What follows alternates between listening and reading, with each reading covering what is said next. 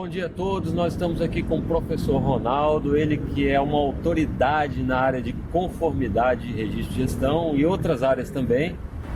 Bom dia, blog, Conformidade na Prática. É uma satisfação, Paulo, poder estar aqui. Obrigado. Para a gente poder conversar sobre a conformidade de gestão. Tema esse que tem ficado adormecido ao longo dos anos, mas que a gente está com o objetivo de tentar despertar. Pois então, professor, você que é uma pessoa que tem sido uma pessoa que está orientando, ensinando sobre conformidade, queria saber como é que você chegou para a área de conformidade.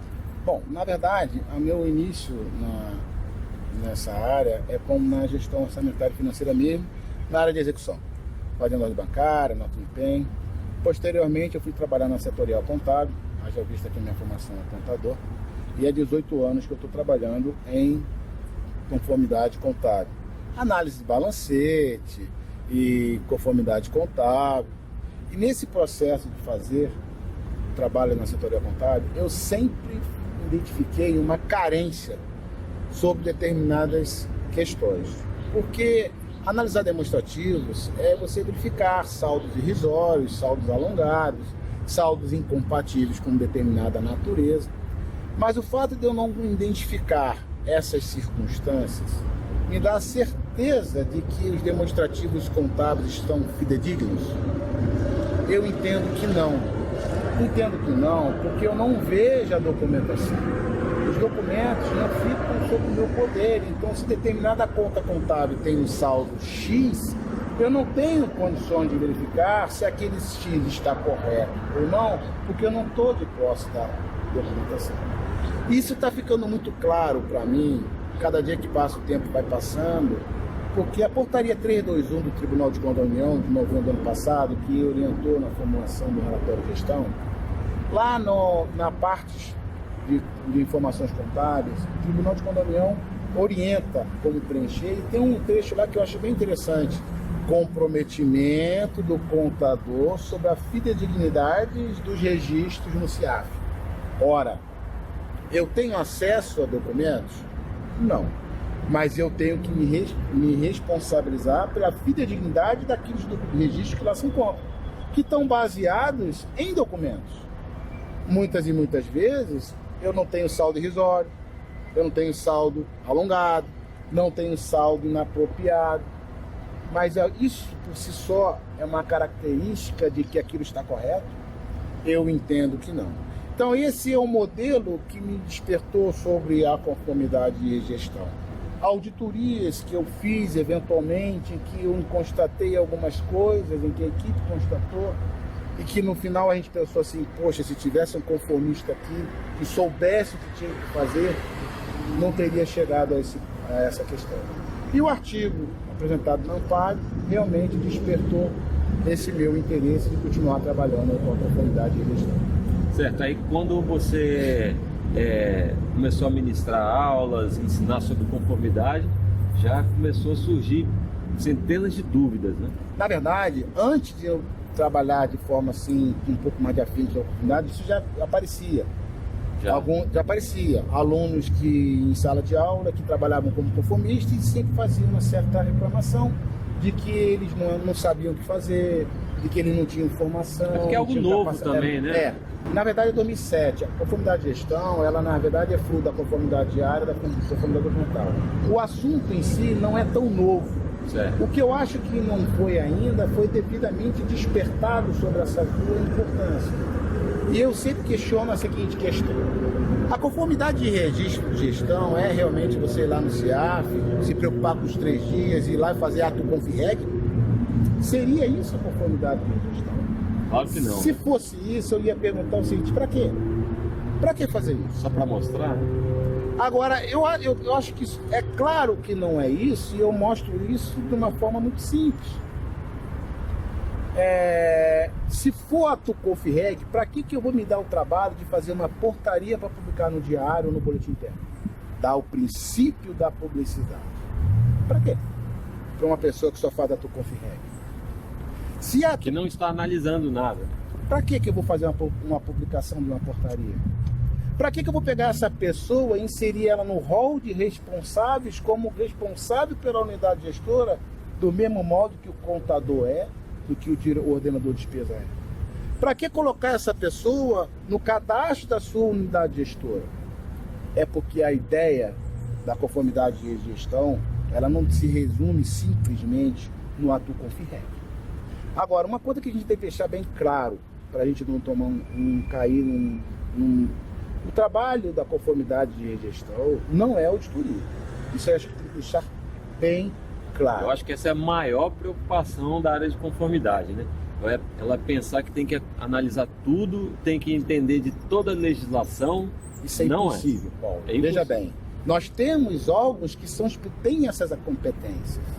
O Tribunal de Contas da União faz, pelo seu artigo 70 da Constituição, é que no final de tudo acaba sendo como órgão auxiliar de programação, tem essa competência de controle. Mas a partir daí você tem a CGU, os órgãos de controle interno de cada poder, que faz esse trabalho da legalidade.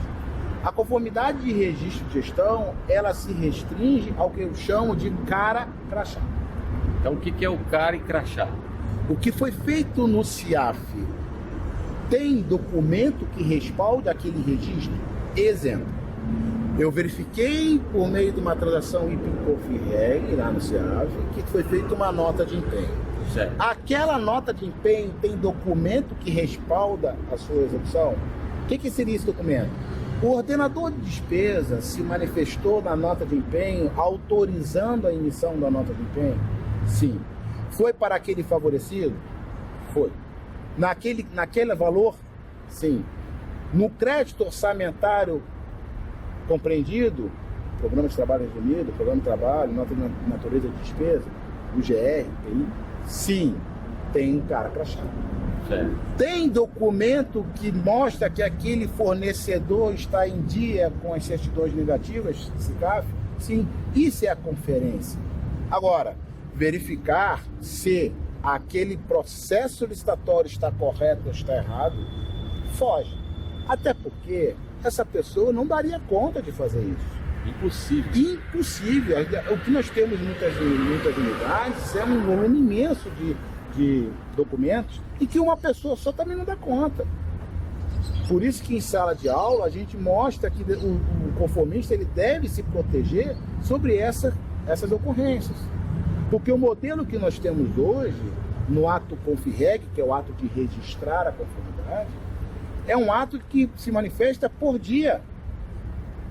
Ora, se o conformista ele recebeu um documento, exemplo, se ele conseguiu verificar 90% dos documentos, 10% ele não viu, porque ele não dá conta.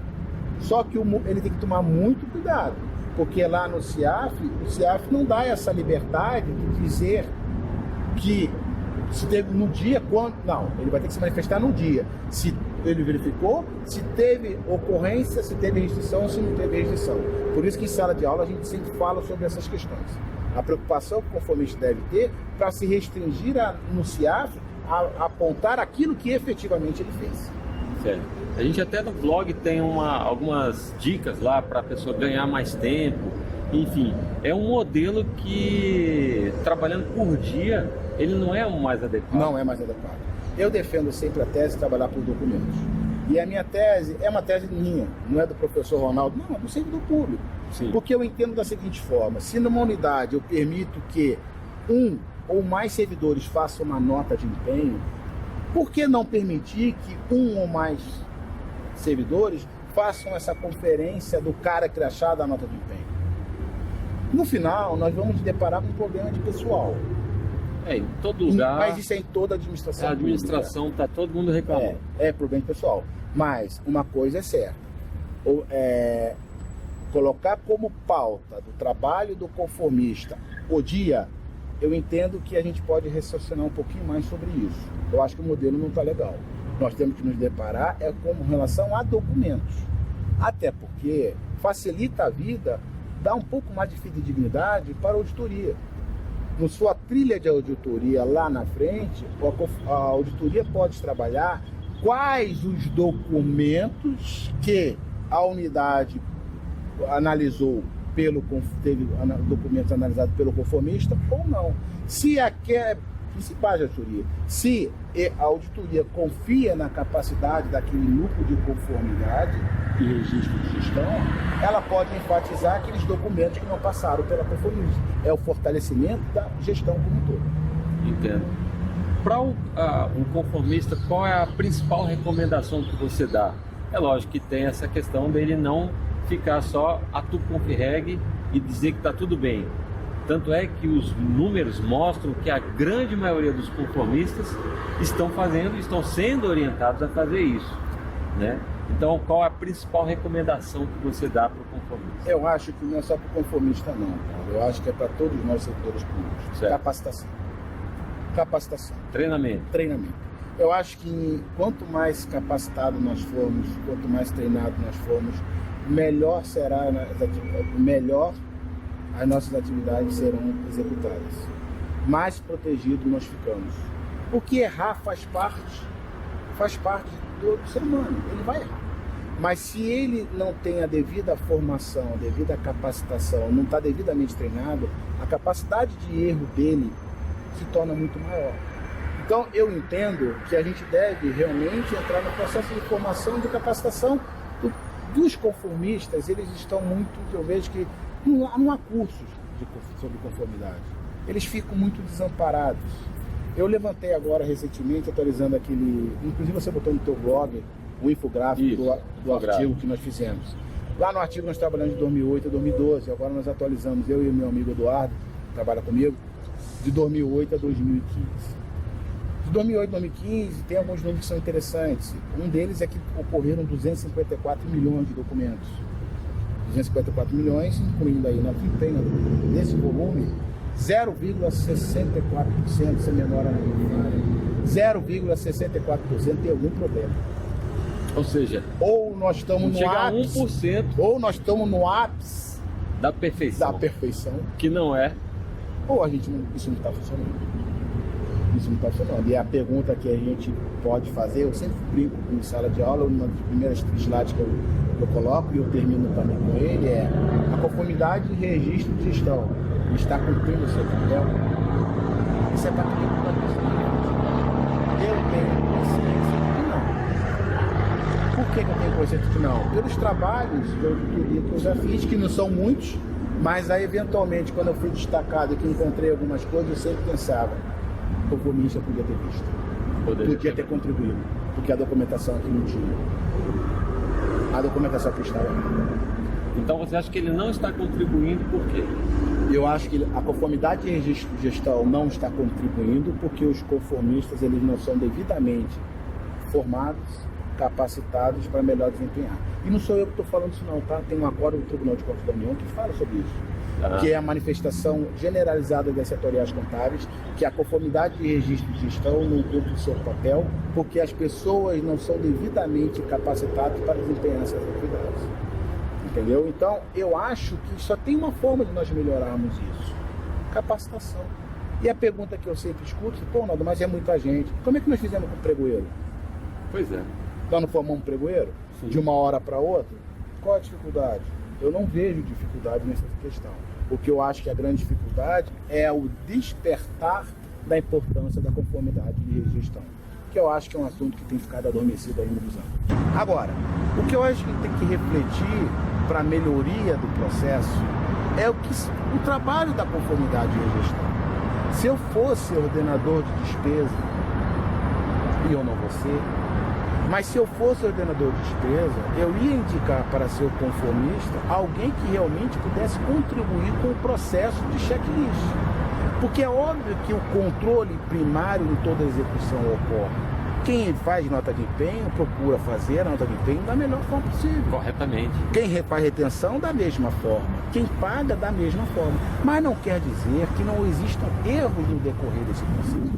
Indicar um conformista lá no final me dá para, como ordenador de despesa, uma última garantia, segurança de que se alguma coisa estiver errado, eu consigo identificar na minha gestão e eu tome as devidas providências. Se não for assim, se na hora acontecer o erro foi identificado, mas não for na minha gestão e pela auditoria, saiu do meu escopo, saiu da minha casa, as consequências elas tendem a ser maiores, piores, mais custos no todo esse processo. Então eu acho que a conformidade de gestão ela deve ser fortalecida sim. Seja para mim, contador que trabalha na setorial contábil, que eu me sinto numa situação desconfortável de me manifestar ao final do ano. Não sou contador oficial hoje, trabalho na setorial contábil, mas falei isso pelos pares. Dos contadores se manifestarem em suas declarações sobre a fidedignidade dos demonstrativos contábeis. Demonstrativos esses que ele não consegue, nós não observamos documentos. Seja para o ordenador de despesa, que é o último momento em que a própria gestão consiga fazer um diagnóstico de um possível equívoco e consertar esse equívoco na gestão. É a última chance que tem. E seja para o controle interno e externo, que se porventura tiver uma unidade com um nível de conformidade de gestão eficiente, ela pode ampliar essa sua análise para outros parâmetros. A questão então é valorizar a conformidade de gestão. Eu acho que nós temos que valorizar toda a administração pública, todos os servidores públicos, porque nós gastamos muito mal, isso é uma realidade. Gastamos mal por uma série de fatores, mas um dos fatores que contribui muito para o desperdício é a ausência de capacitação, de formação em uma série de áreas primordiais. E a área de execução é uma área primordial. A conformidade de gestão faz parte dessa área de gestão. Então, a ausência de uma capacitação adequada para o conformista impede muitas e muitas vezes que ele queira realmente melhor desempenhar suas atividades. Então significa dizer que nem 1% de registro de inconsistência, né, lá da conformidade já demonstra isso. Que desses milhões de documentos estão aparentemente tudo ok, é porque algo precisa mudar. Com certeza. Então, professor Ronaldo, muito obrigado pela sua entrevista, você ter dedicado aqui um pouco do seu tempo para ajudar essa comunidade que quer melhorar, que quer crescer, e a gente vai voltar outras vezes, né, para você trazer outras dicas, outras recomendações, e eu quero também te ajudar. Se na tua cidade tiver previsto o curso com o professor Ronaldo, eu vou recomendar para você fazer, tá bom? Muito obrigado. Paulo, eu As agradeço. últimas recomendações. Eu te agradeço a oportunidade, parabenizo pela iniciativa, e você está nessa área da conformidade, você tem essa preocupação, te parabenizo pela ideia, por contribuir com os colegas, e estou à disposição de todos, e um bom dia a todos, e fiquem com Deus. Tchau, pessoal.